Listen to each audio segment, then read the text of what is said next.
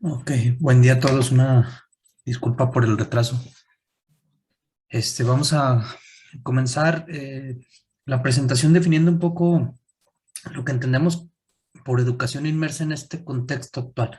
Es decir, el impacto que ha tenido la globalización, el capitalismo y el neoliberalismo en lo que se entiende por educación. Eh, y, ah, y Posteriormente analizaremos el impacto que ha tenido la pandemia y este mismo contexto dentro de las prácticas educativas, el sistema educativo y, y demás cuestiones. Estamos conformados ya se nos hizo la presentación, Gilberto, Karen, Viridiana, Alejandra y su servidor, y pues vamos a comenzar. Adelante, Gil. Adelante.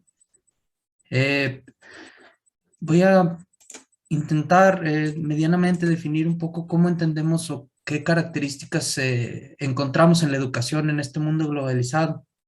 Eh, Lipovetsky comentaba en algunos textos, como La Era del Vacío, que vivimos en una cultura crecientemente planetaria, inmersa en un contexto o un mundo globalizado. Entonces, la educación actual se puede centrar en varios ejes o en los siguientes ejes: el papel o la revolución de las tecnologías dentro de la educación, la cuestión de las redes transnacionales, es decir, una educación que no tiene una frontera en específico, eh, la orientación de la educación hacia la industria o hacia el mercado globalizado, y que desde algunas ópticas de análisis se puede entender la educación como que esta parte de la educación dentro de la cultura globalizada no tiene o no pone fin a los sentimientos nacionales ni a las territorialidades urbanas. Es decir, que también la educación define eh, eh, ciertas cuestiones de territorio, o de sentimientos nacionales. Siguiente, por favor. Eh, Al mismo tiempo, esta era ha modificado o cambiado un poco cómo se constituyen los educandos o los alumnos dentro del contexto, así como el sistema y a los docentes. En el caso de los alumnos hay la idea de una atención dispersa, es decir, que los medios masivos de comunicación han generado que el estudiante tenga múltiples actividades y esto genere una cuestión de atención dispersa. Eh, Hay un concepto conocido como lectozapping, es decir, muchas lecturas a la vez donde terminas no entendiendo nada. Es decir, el alumno va saltando de ventana en ventana o de mensaje en mensaje o de código en código y termina por comprender muy poco de lo que está leyendo. El alumno en la globalización, en algunos niveles, siente que el más media cuenta con la verdad absoluta, es decir, se genera un desplace de la autoridad docente. Puede ser reducida, puede ser en algunos casos desaparecida por los medios masivos de comunicación. Esto genera un vacío dentro de los procesos educativos de los educandos. Siguiente, por favor. Eh, Se genera también otra cuestión más interior, más de cuestión de la psiquis del alumno. Hay grupos de jóvenes que gracias al capitalismo han entrado en un sentimiento de vacío interior y de la vida como algo absurdo, generando dos polos muy opuestos de jóvenes de primer mundo que todo lo tienen y jóvenes que aspiran a todo tener lo que habita en el tercer mundo. Eh, Lipovetsky encuentra una balanza en la cuestión de estas problemáticas, es decir, la cultura de la pantalla genera una cuestión de un espectáculo, genera cuestiones desechables, sustituye la reflexión por la inmediatez, pero al mismo tiempo todo este crecimiento ha generado canales de comunicación como blogs, foros de debate, filos, cafés, cuestiones muy interesantes en el sentido de que también se han aperturado nuevos espacios de conocimiento. Siguiente, por favor. El gran punto de la educación actual es la intención de formar personas polivalentes, aptas y adaptables a un entorno eh, muy hostil, eh, y que estos educandos sean capaces de cambiar su contexto. Pero encontramos una gran pared, se podría decir, porque el mercado cuenta con una correlación muy fuerte con la cultura y la vida. Y esta relación de mercado con la educación ha cambiado el papel de la escuela, porque la ha convertido en un servicio que se ofrece a consumidores exigentes y críticos, que deciden entre escuela privada y escuela pública. Es decir, las grandes escuelas encerradas en el comercio han tomado el relevo y esto ha ido modificando un poco la cuestión de la educación. Estos temas un poco se van a ir tratando con el avance de esta presentación, donde vamos a hablar un poco de los cambios que ha tenido con el neoliberalismo nuestro sistema educativo en México, o el tema de la mercantilización de la escuela, que también va a ser tocado más adelante. Siguiente, por favor. Al mismo tiempo, consideramos que la educación es necesaria para la cuestión de la socialización, desde un espacio que prepara y genera nuevas formas de convivencia. Pero también vemos que la escuela tiene o la función o tiene el impacto de ser el espacio para preparar personas que se atengan a cómo se codifica el mundo actualmente.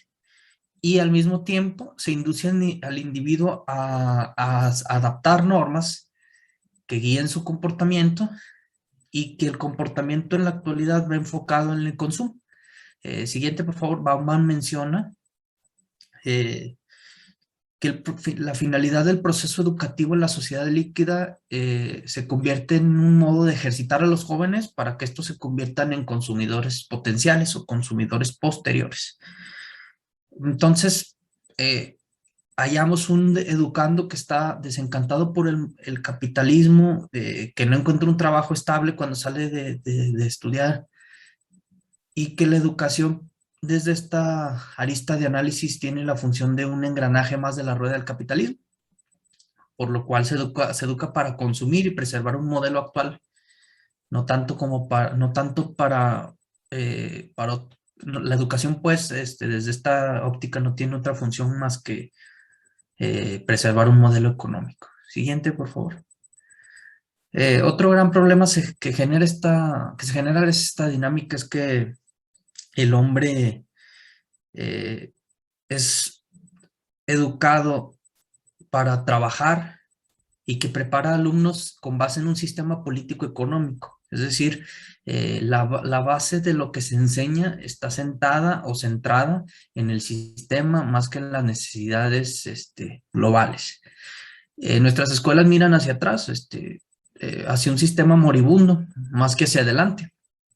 William Darros menciona que todas estas energías tienden a formar un hombre industrial, y desde su óptica propia a un hombre preparado para sobrevivir a un sistema como morirá antes que él.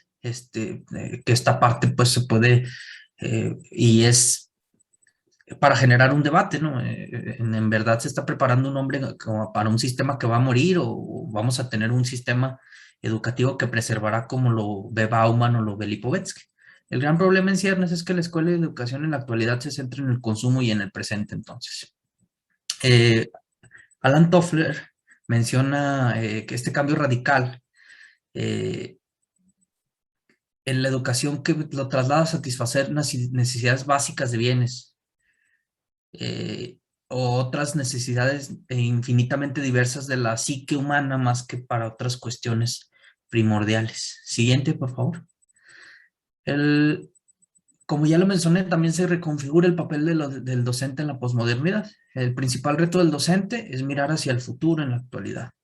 Este futuro, bien definido, bueno, el ejemplo que encontré que ejemplifica muy bien esto es este citado de William Darros, donde habla sobre que ya no basta de que Juanito comprenda el pasado, ni siquiera es suficiente que comprenda el presente. Esto desde una óptica del capitalismo como un sistema moribundo. Juanito debe aprender a prever la dirección y el ritmo del cambio, debe, por decirlo técnicamente, aprender a hacer previsiones reiteradas, probables, cada vez más lejanas acerca del futuro. Y lo propio han de hacer los maestros de Juanito. Esta idea, siguiente, por favor. Esta idea reconfigura un poco el papel de la escuela, ¿no? Y la invita a prever las necesidades a futuro, es decir, nuevas profesiones, trabajos, formas organizacionales, con la finalidad de ir definiendo un poco el rumbo de nuestro mundo y de la educación en sí. Y con esto en mente se podría hablar de la intención o la necesidad de reestructurar el sistema docente y educativo y los programas curriculares. Eh, Veremos también más adelante cómo se han ido cambiando o un poco el sistema docente y educativo en nuestro país a raíz de las reformas eh, en este contexto.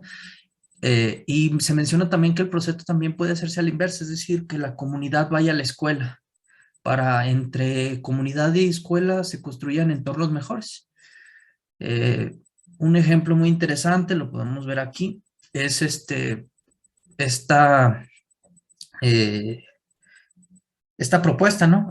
Cómo utilizar espacios de las escuelas como almacenes locales, salones de belleza, es decir, utilizar como locales gratuitos en las escuelas a cambio de que los adultos que dirigen estos locales enseñen a los chicos, chicas, muchachos, jóvenes, ciertos oficios, ciertas actividades. Y no solo con actividades de este tipo, también se pueden llevar empresas y demás.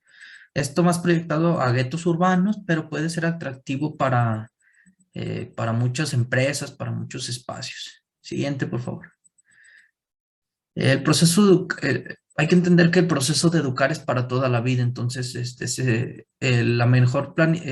se necesitaría una mejor planificación de materias con vistas a lo que sigue, ¿no?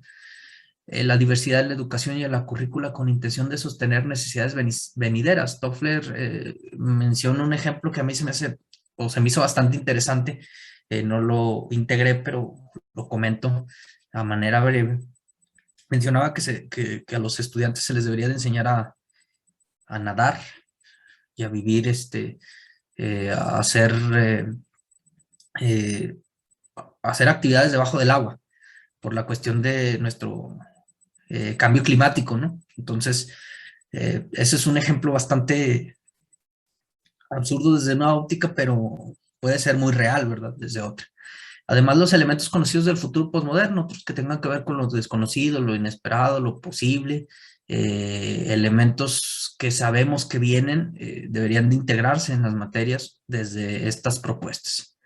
Y se debe de reorientar el aprendizaje hacia la convivencia, supervivencia, según menciona Toffler. Siguiente, por favor. El papel del docente, como lo mencioné, se reconfigura, necesita una mirada crítica, el educar para una vida lo más humano posible, constituir personas con valores y buenos seres humanos. Eh, Desde otras ópticas creo que es lo que hace el docente, ¿no? Pero esto es lo que proponen los autores citados en el presente. Adecuarse a los límites y formas impuestos por el entorno y sistema, pero que busque siempre la consecución de un bien mayor, es decir, educar a las próximas generaciones desde sus necesidades futuras. Siguiente, por favor. Y pues con esto, como le mencioné, ya hablaremos un poco de cómo este contexto y estas definiciones de educación impactan en nuestro país, en las políticas educativas y en el desarrollo de la educación eh, en nuestro contexto actual. Cedo la palabra a mi compañera Alejandra. Buenos días. Bueno, yo les voy a hablar un poco de lo que es el neoliberalismo en México y su impacto en la política educativa. Consideramos este tema como trascendente para hablar de la pandemia y la educación, debido a que, pues, con la situación actual de la educación en México, consideramos necesario abordar la transformación que sufrió la política educativa a partir de la introducción del modelo neoliberal. En México, ya que pues algunas de las problemáticas que enfrenta el sistema educativo hoy en día, sobre todo ahora en condiciones de pandemia, se deben a la estructuración de la educación bajo la lógica neoliberal. La siguiente, por favor. Bueno, la introducción del neoliberalismo en México se da en los años 80 y, como sabemos, no solo implicó una liberalización del mercado y una menor participación del Estado, sino que también implicó el inicio de la privatización de servicios sociales, en este caso, pues, de la educación. La siguiente, por favor. Bueno, algunas de las principales transformaciones de la política educativa fueron las siguientes. En 1992, con Carlos Salinas de Gortari, se hace una reforma al artículo 3 de la Constitución, dándose apertura tanto al sector privado como a la iglesia en la educación. Para 1995 se modifican los contenidos curriculares y se les da un enfoque empresarial, es decir, se pasa al enfoque por competencias y se abandona el sentido crítico y reflexivo. Para 2002 se firma el compromiso por la calidad educativa y se difunde material educativo que violó el Estado laico.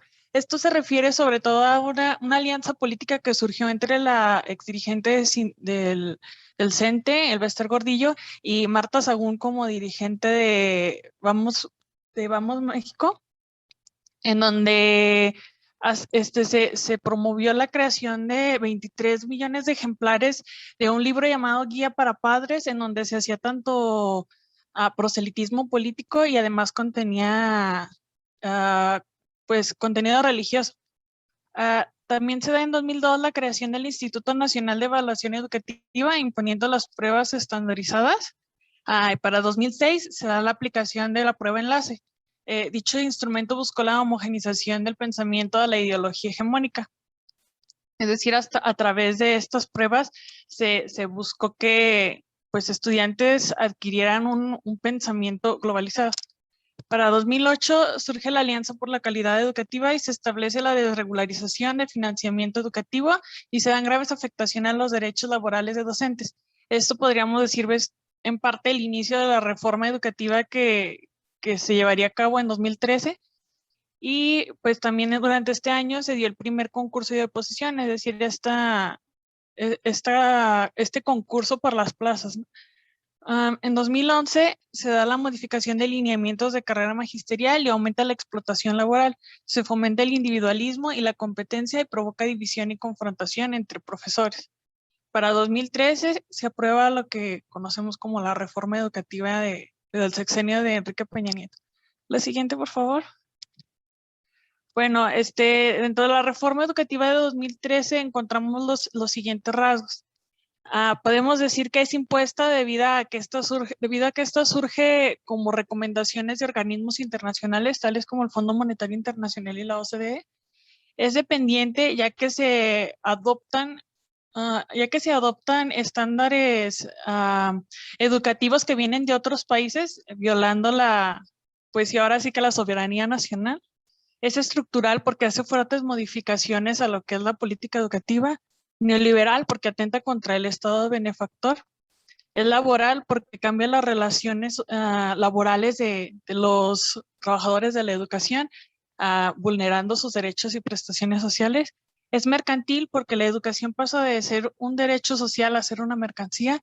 Y es privatizadora porque a través de estas reformas el Estado se deslinda de la obligación de garantizar material educativo e infraestructura, pasando esta responsabilidad tanto a directivos como padres de familia. La siguiente, por favor.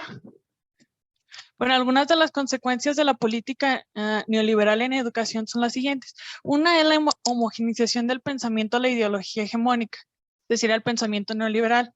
Esto debido a que se da el debilitamiento del contenido educativo, sustituyendo valores colectivistas y nacionalistas con valores mercantiles e individualistas. Y además, pues con la confrontación que se da entre docentes a partir del modelo individualista y competitivo que se integra a las relaciones laborales. Otra de las consecuencias es la privatización de la educación con el abandono del Estado a la educación pública en cuanto a infraestructura y calidad educativa, impactando de manera negativa a los sectores más vulnerables.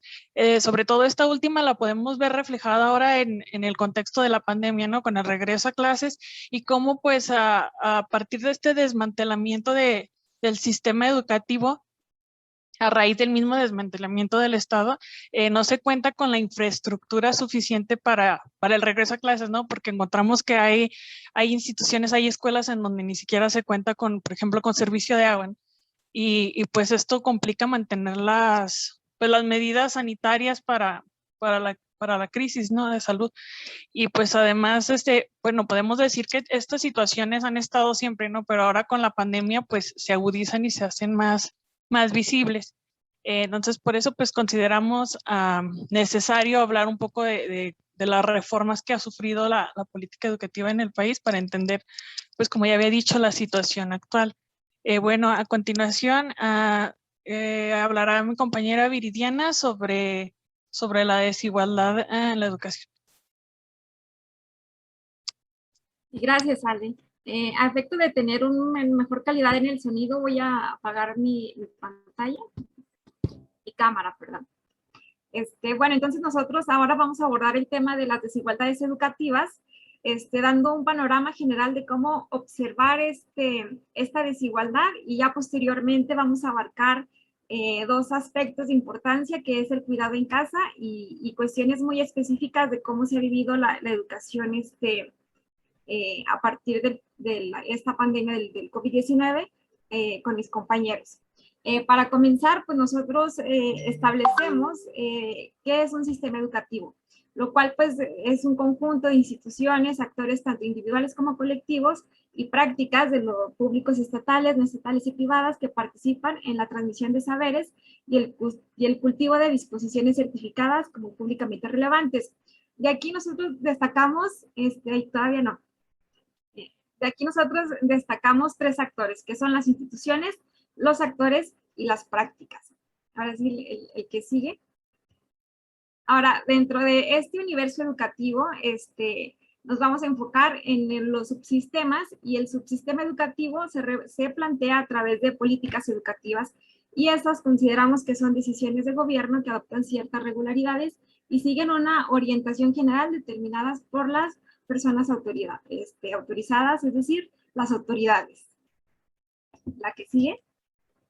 Y bueno, para observar estas políticas educativas, nosotros vamos a tomar en cuenta tres elementos, que es la provisión, la regulación y el financiamiento, considerando que esas son las construcciones de los sistemas educativos y son las dimensiones que nos permiten identificar estos mecanismos estructurales que condicionan de por sí el sistema educativo, más allá incluso de las ideologías de los gobiernos que estén en turno. Nosotros entendemos por provisión, nos hacemos un par de preguntas. ¿Qué nivel de gobierno es el responsable de dotar esta educación? ¿Cómo está diseñada la estructura institucional? ¿Y qué rol cumplen las instituciones o actores privados? En el caso mexicano, pues nos damos cuenta de que es un sistema descentralizado hasta los estados, pero el principal encargado pues es la federación.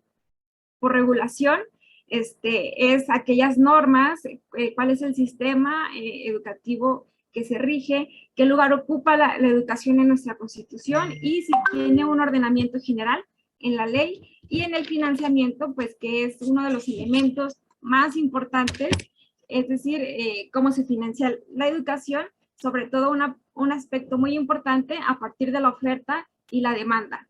Aquí también entra qué rol cumplen los agentes privados y qué subsidios da el Estado, sobre todo a la educación privada, sobre todo con no pagar de impuestos o la derogación de los mismos. En ese sentido, nosotros observamos a través de un modelo lineal, a través de un monopolio estatal, como lo es la situación de Cuba, o bien hacia el otro opuesto, que es el control total del mercado. En el caso mexicano nos encontramos ante un cuasi monopolio estatal, es decir, la mayor participación de la educación la tiene el Estado, pero existe cierto porcentaje de participación privada. Y aquí entra pues una cuestión importante, ya que el Estado, como lo vamos a explicar más adelante y también ya lo han mencionado mis compañeros, no tiene la infraestructura necesaria para ofrecer, ahora sí que la oferta de toda la demanda existente, y es aquí donde entran los agentes privados para ofrecer esos espacios que el Estado no nos está dando.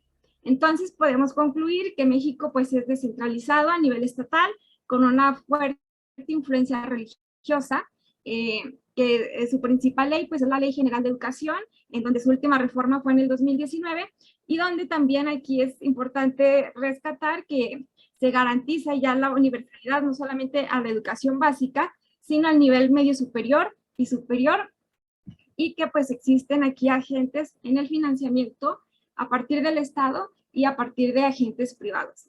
La siguiente. Y bueno, pues uno de los elementos importantes y medulares para entender estas desigualdades educativas es la privatización de la educación. nosotros aquí pues hacemos una pregunta importante. ¿Por qué elegir pagar por aquello que nos corresponde de manera gratuita? Es decir, ¿por qué pagar por un derecho que me tiene que dar el Estado?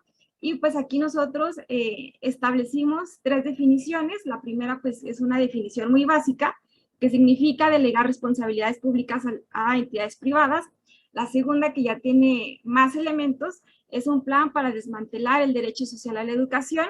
Y el tercero, investigando, es el concepto que más se utiliza en este tipo de estudios, que se refiere al incremento en la participación de la matrícula escolar privada sobre el total de la población escolar. La siguiente.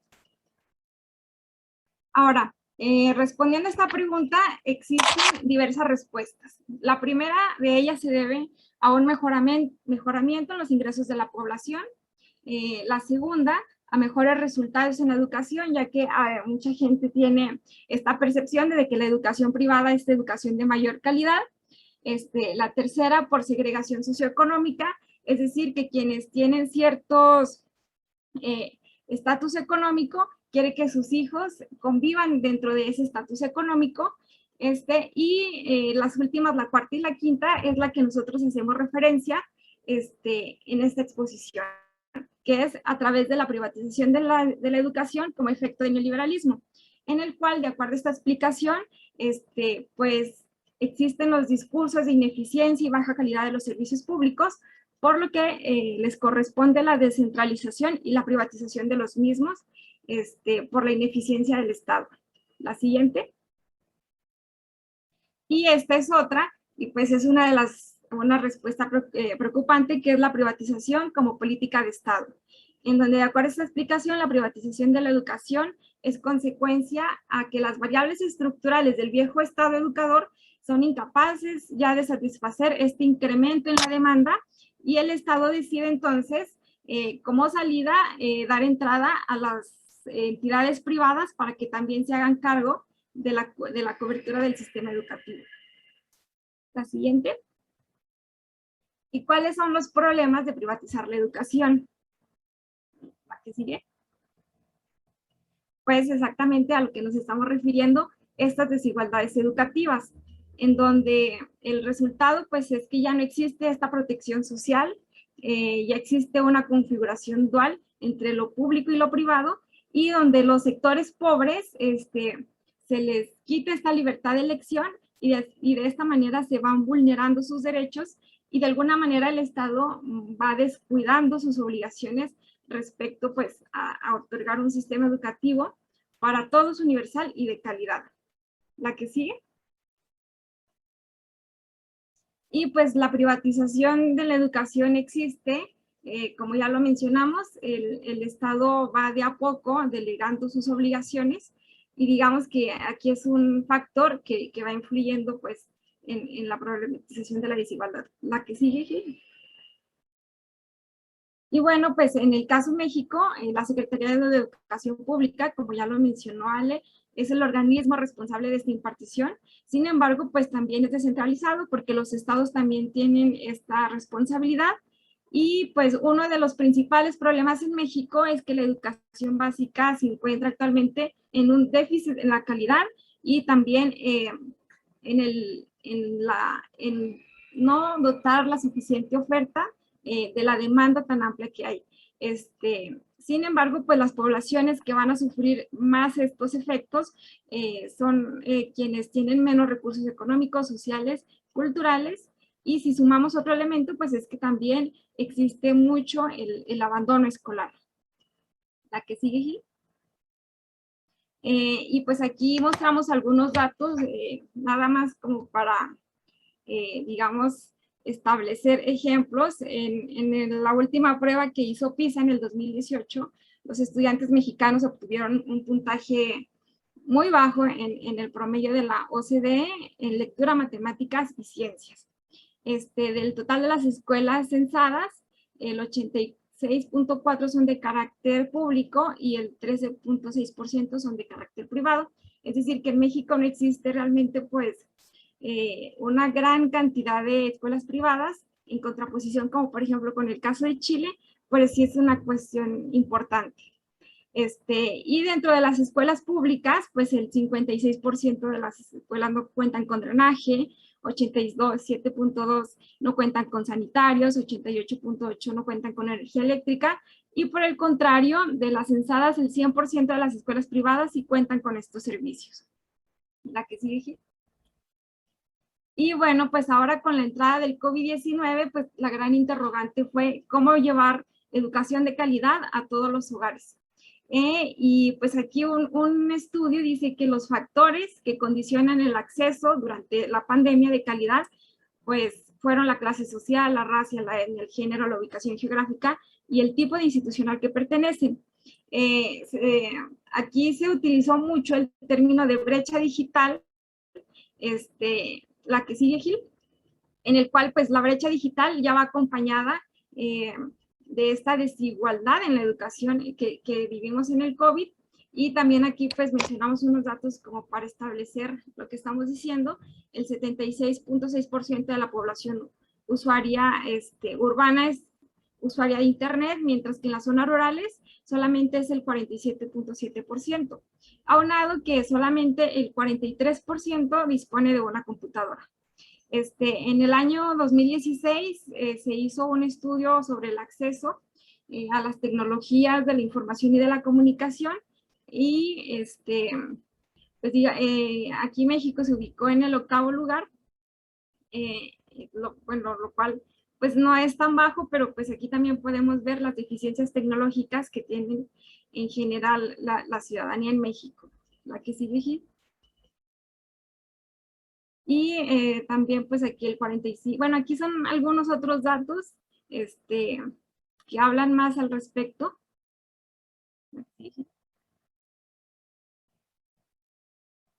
La siguiente, Gil.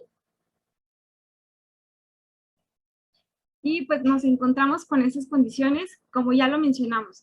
La brecha está condicionada a la situación económica de las familias, pero también una cuestión muy importante y de lo que va a hablar más ampliamente mi compañera Karen, es que con esta cuestión del COVID, la calidad de la educación que se vive en las familias también está muy arraigada a los padres de familia, el nivel de educación que tienen los padres. Entonces es otro de los factores que también influye en cómo llevar calidad o calidad educativa a las familias. La que sigue. Y pues el sistema mexicano actualmente lo que tiene que hacer es, digamos, de dotar de mayores herramientas de internet, telefonía, de capacitación a los maestros para replantear la enseñanza, y pues vivimos en una era digital, entonces esto ya tiene que ser pues un tema fundamental actualmente dentro de esta problemática educativa. Entonces es más o menos para plantear como de tipo introducción a lo que va a hablar mi compañera Karen y lo que va a desarrollar mi compañero Gilberto. Gracias.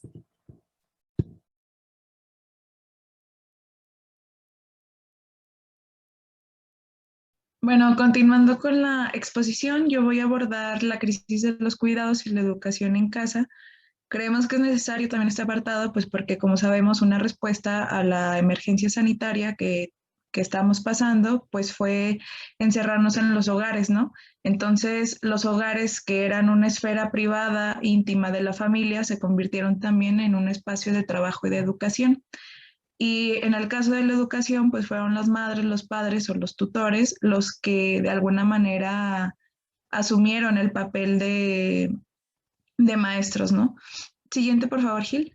Bueno, para explicar la crisis de los cuidados, se puede relacionar a los conceptos de pobreza de tiempo, equilibrio familia-trabajo o a agotamiento social, y en general esto se refiere pues al conjunto de capacidades sociales disponibles que tenemos para criar y cuidar a los niños, a los amigos o a los familiares, ¿no?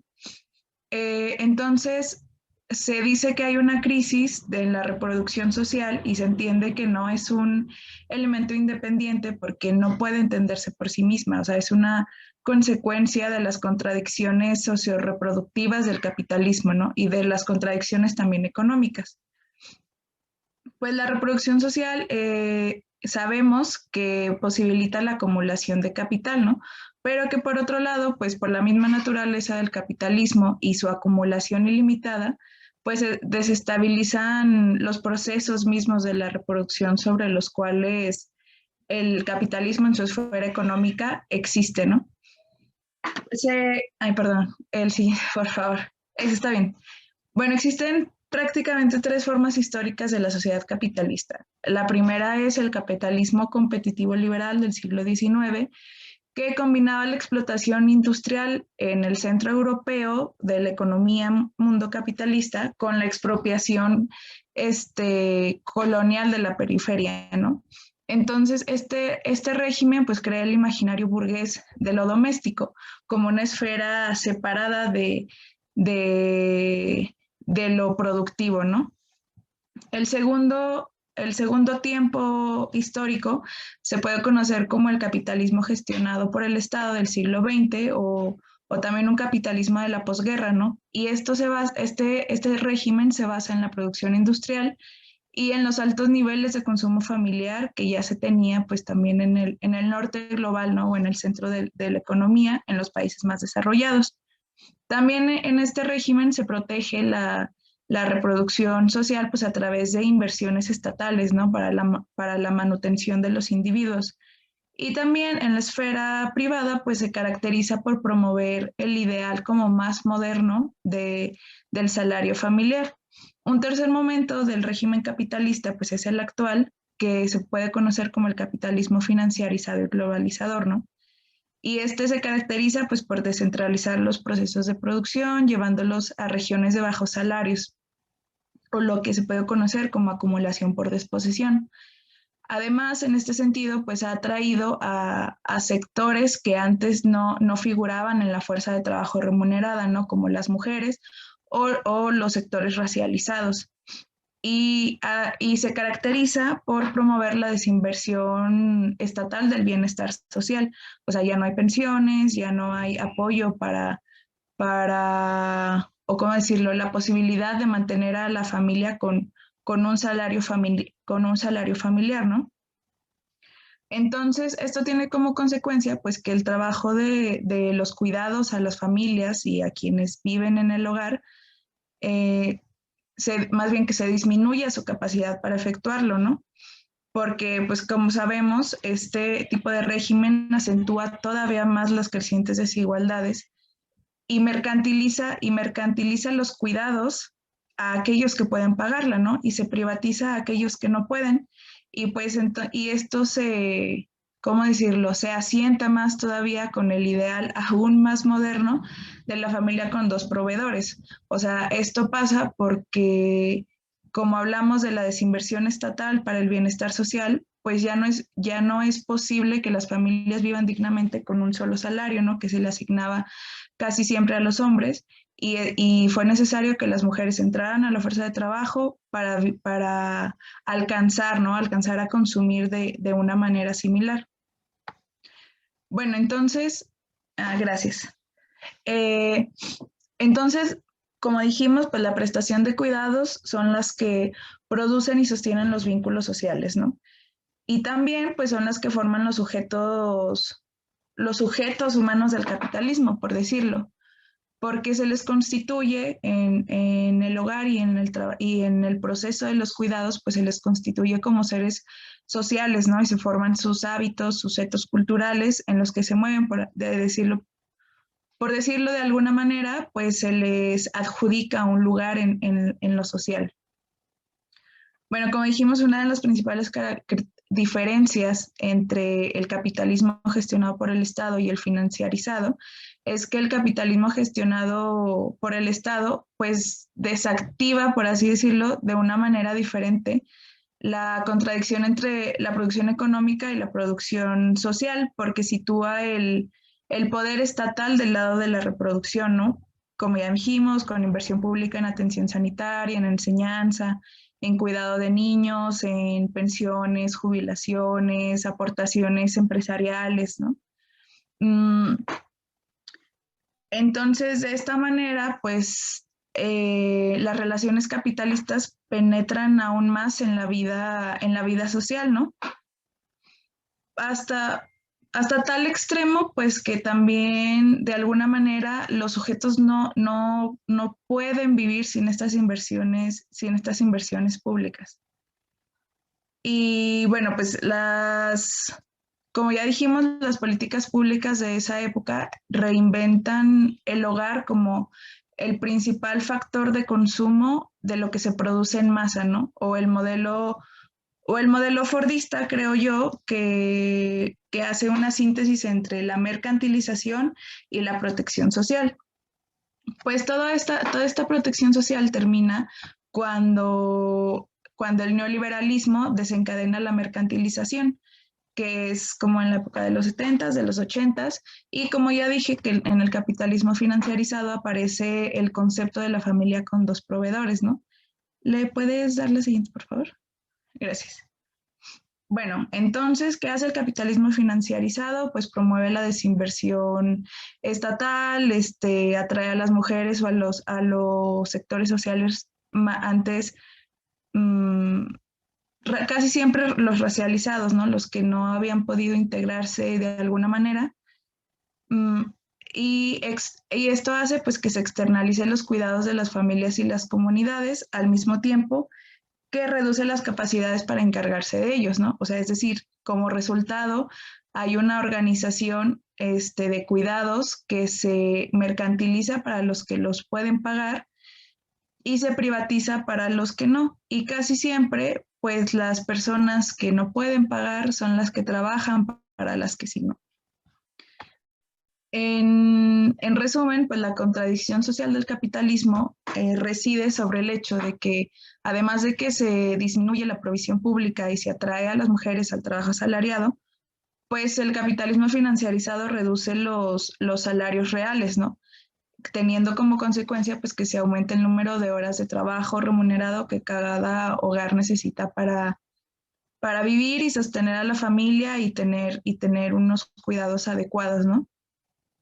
Entonces, ¿esto qué hace? Pues que el trabajo de los cuidados se transfiera a otros para llenar ese vacío, y casi siempre son las mujeres racializadas o sectores de origen rural, de regiones pobres, las que asumen el trabajo reproductivo y de cuidados antes desempeñados por las mujeres de la casa, ¿no? Del hogar. Entonces, esto hace que esas mujeres racializadas que absorben ese trabajo de cuidados de clases más altas, pues deban transferir sus propias necesidades familiares a otras aún más pobres, ¿no?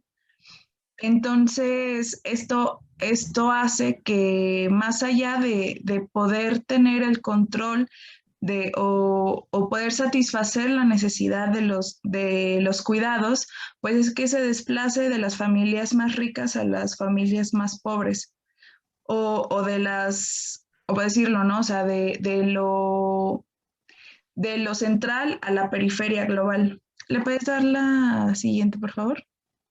La siguiente, por favor. Bueno, como ya dije, pues la educación en casa se puede enlazar con la crisis de los cuidados, en el sentido de que en esta emergencia sanitaria es donde se están educando a los niños y a las niñas, ¿no? Y como ya dijeron mis compañeros, pues mi compañera Viri sobre todo, pues muchos de las funciones que tiene el capitalismo financiarizado y el neoliberalismo son enteramente informáticos y de tecnología, ¿no? Y que además, por los estados que pueden pagarlas, pues están siendo dados, por así decirlo. Pero esto no cubre las actividades relacionadas con la reproducción social o con el cuidado, como la educación, porque independientemente de los avances tecnológicos, la tarea de los cuidados pues no puede ser satisfecha únicamente por lo tecnológico.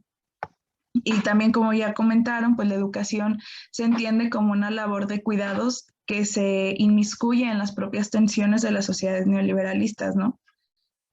Entonces tenemos por un lado que la globalización posiciona la libertad como una condición casi directamente proporcional a cómo nosotros podemos podemos tener niveles de ingresos, ¿no? Que permita a cada individuo acceder a cuestiones como la alimentación, la educación, la salud, la vivienda, incluso el ocio y ahora la educación, ¿no?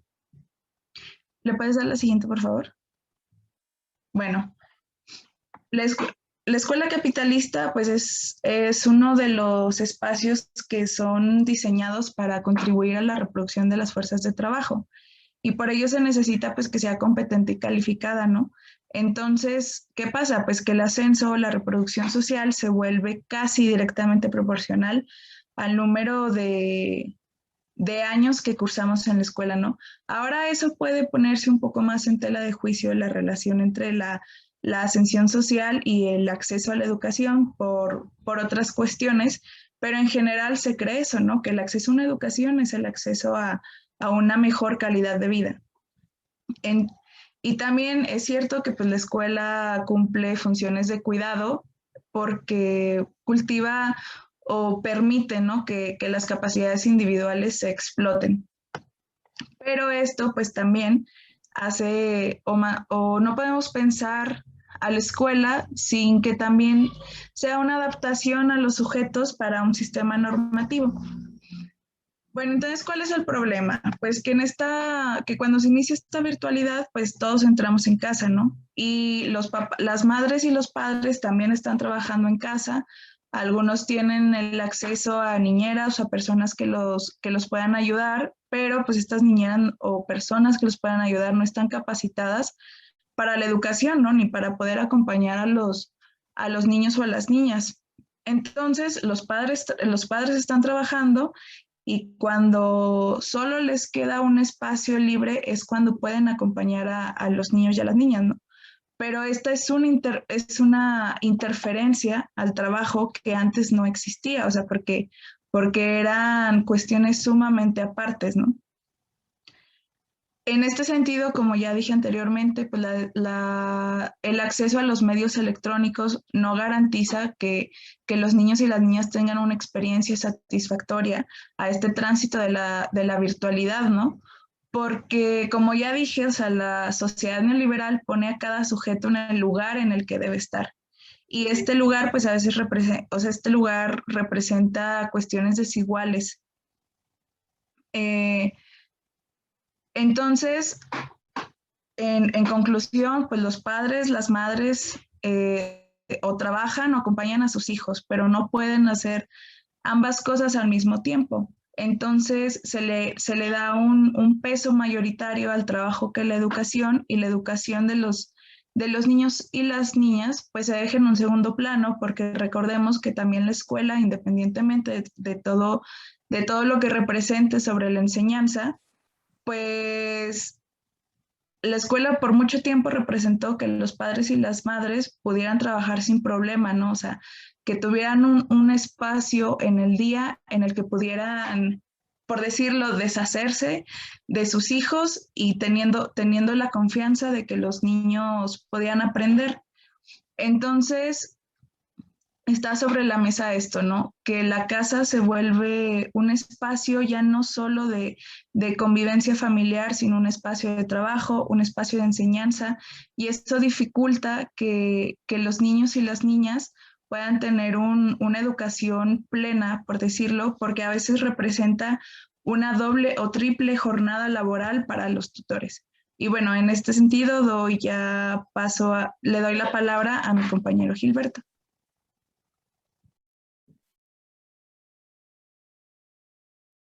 Bueno, en esta crisis de la cual nos hablaba Karen, de los cuidados, se traduce en muchas problemáticas en nuestro contexto.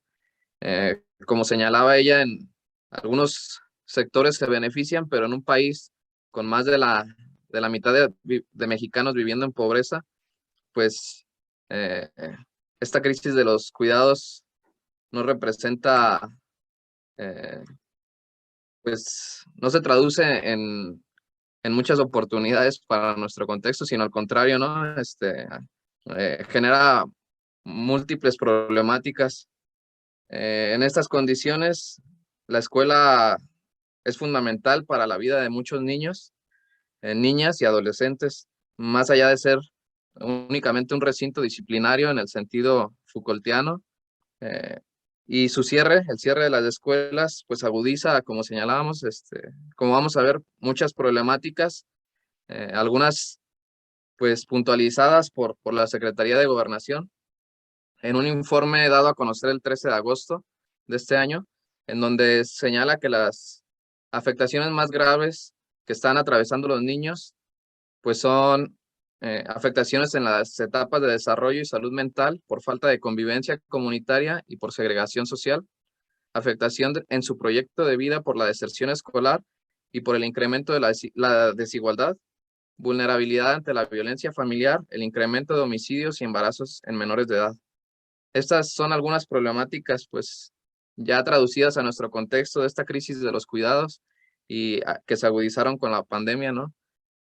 También ahí en su informe señala la Secretaría de Gobernación que las escuelas son espacios de formación, pero también de convivencia, que permiten prevenir y detectar otros tipos de violencia, tales como el incremento de violencia familiar que se disparó, bueno, durante el primer semestre del 2021, se generó un aumento del 24% respecto al mismo periodo del año anterior, revirtiendo una tendencia descendiente en este delito. 81.6% de las víctimas de este delito fueron niñas y mujeres adolescentes. En 73.29% la persona responsable tenía algún parentesco con el lesionado. Se han registrado en junio los máximos históricos. También ha habido embarazos de niñas y adolescentes. Hubo en 2020 373.661 nacimientos de madres adolescentes, de los cuales 8.876 son hijas e hijos de niñas menores de 14 años.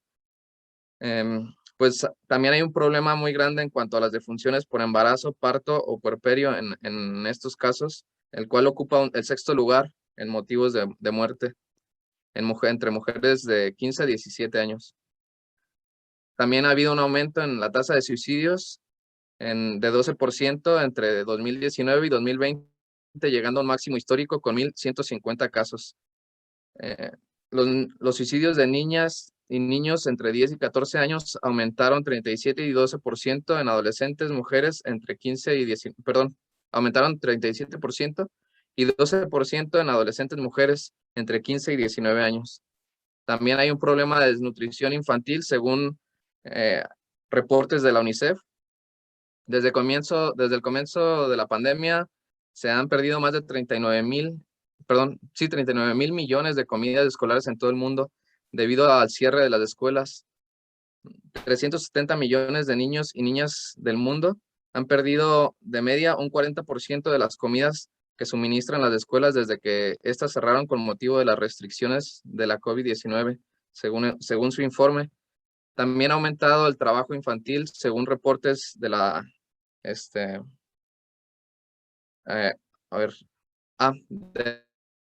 de la Redim, que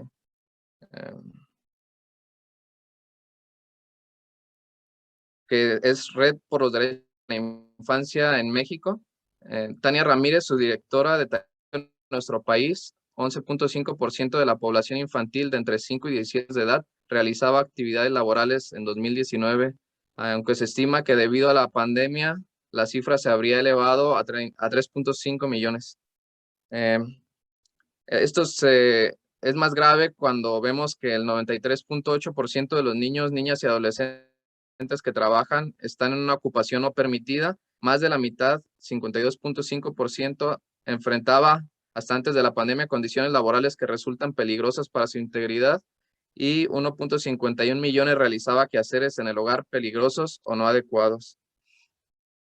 Bueno, es para poner en contexto la gravedad de lo que está significando la deserción escolar en nuestro contexto y en esta crisis de los cuidados, que es de lo que me voy a ocupar ahora, que es un problema muy grande. Bueno, en esta gráfica podemos ver el número de personas inscritas en el ciclo escolar 2019-2020, y representado por rangos de edad.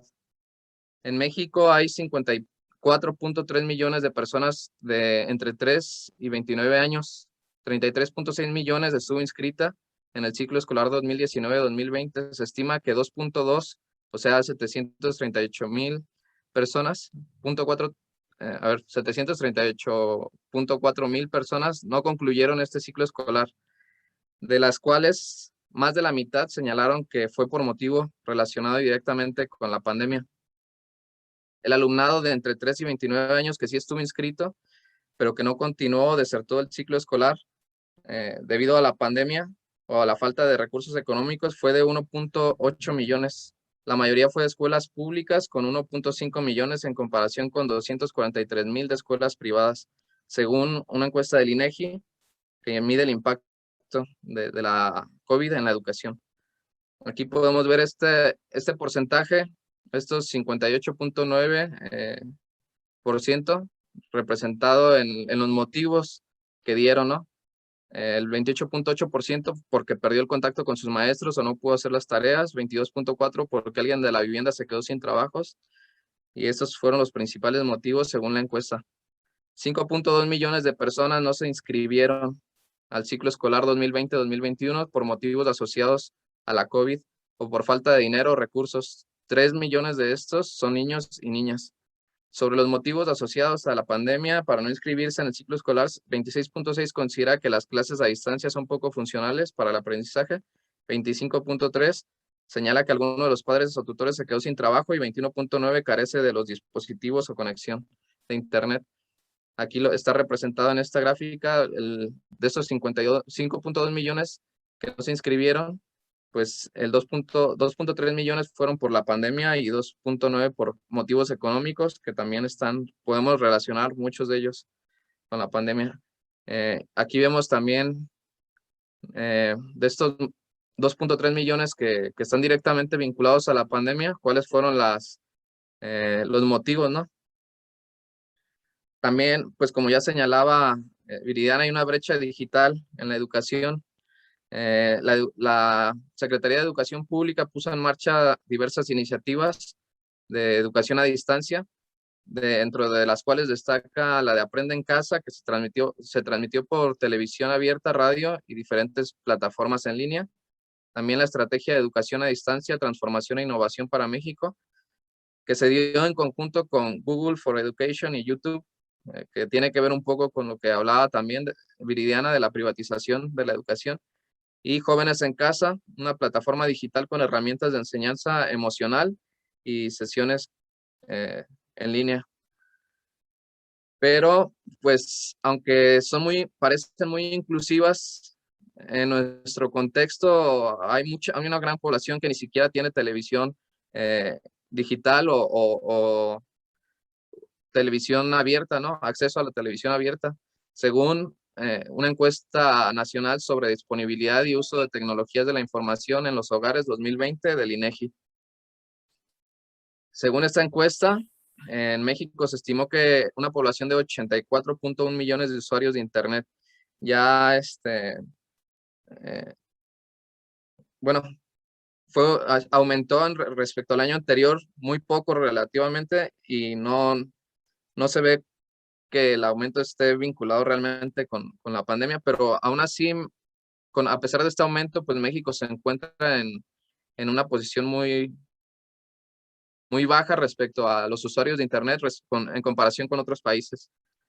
Ya también mi compañera Viridiana señalaba la diferencia entre la población rural y la población urbana, y cómo es cada aspecto, raza, clase, género, va también significando un aumento en esta brecha digital. Los 3 principales medios para la conexión de usuarios de Internet en el 2020, el año pasado, fueron el celular inteligente con 96%, la computadora portátil con 33.7% y el televisor con acceso a Internet, el 22.2%. Hubo un aumento de todos estos dispositivos con respecto al 2019, según esta encuesta del INEGI.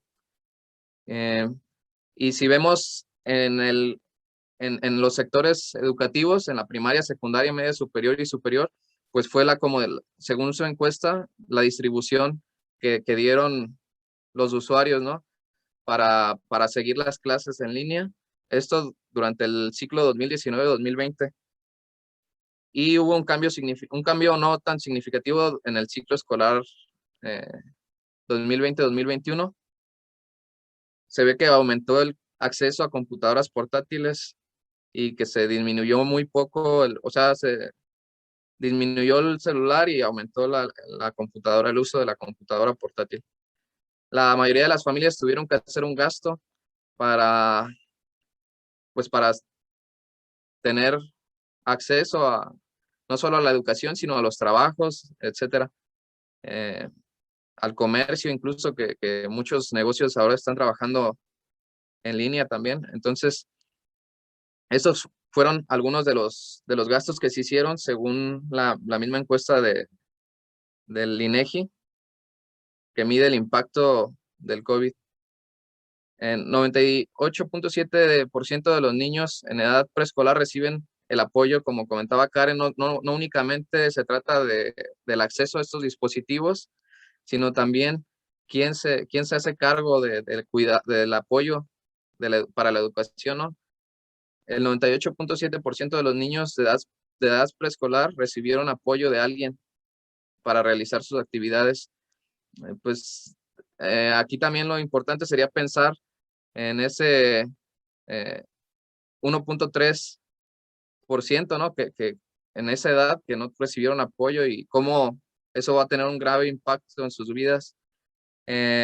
El 93% de los que cursan primaria y el 51.7% de quienes se encuentran en secundaria.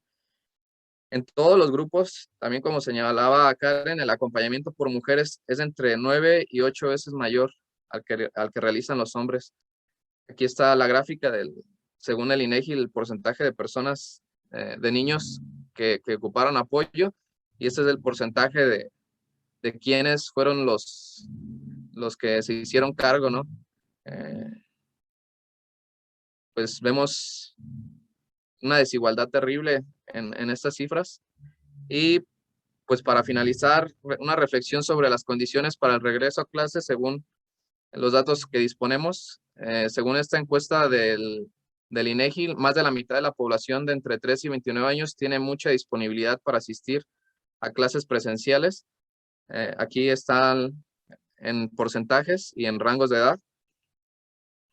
Pero hay varias recomendaciones. Una que encontré, no porque sea la más adecuada, pero del Banco Interamericano de Desarrollo, recomienda que se asegure el acceso a lavamanos, el distanciamiento físico en las aulas, mantener las escuelas limpias y desinfectadas, así como asegurar que los alumnos y docentes lleguen y se mantengan saludables en la escuela. De estas recomendaciones, pues algunas que parecen muy sencillas, pues algunas se ven complejas en nuestro contexto. El acceso a lavamanos, por ejemplo, muchas de escuelas no tienen agua. El 27% de escuelas antes de la pandemia carecían de este servicio. Casi un tercio de las primarias y secundarias y una quinta parte de las preparatorias y bachilleratos carecía de agua potable y de lavamanos antes de su cierre. Según el documento de las principales cifras del Sistema Educativo Nacional 2019-2020 de la Secretaría de Educación Pública. Estas son las cifras de las escuelas básica y media superior en relación al acceso a varios servicios. Y pues a pesar de los desafíos, las universidades para el bienestar, para reflexionar un poco, ¿no? Sobre, no es proselitismo ni mucho menos, pero a pesar de los desafíos, las universidades para el bienestar Benito Juárez García mantienen una creciente demanda de ingreso y reportan una de las tasas más bajas de abandono escolar durante la pandemia, afirmó su directora general, la directora general del organismo coordinador, Raquel Sosa Elizaga. En el gobierno hay también críticas al gobierno. Algunos han señalado que se ha optado por operar un retorno a las escuelas desde arriba, aunque hay otras opciones. Docentes de la coordinadora, por ejemplo, han propuesto consultar a las familias respecto a la apertura, partiendo del supuesto de que cada comunidad escolar puede decidir de forma autónoma el momento idóneo para el regreso a actividades presenciales. Y estas son las referencias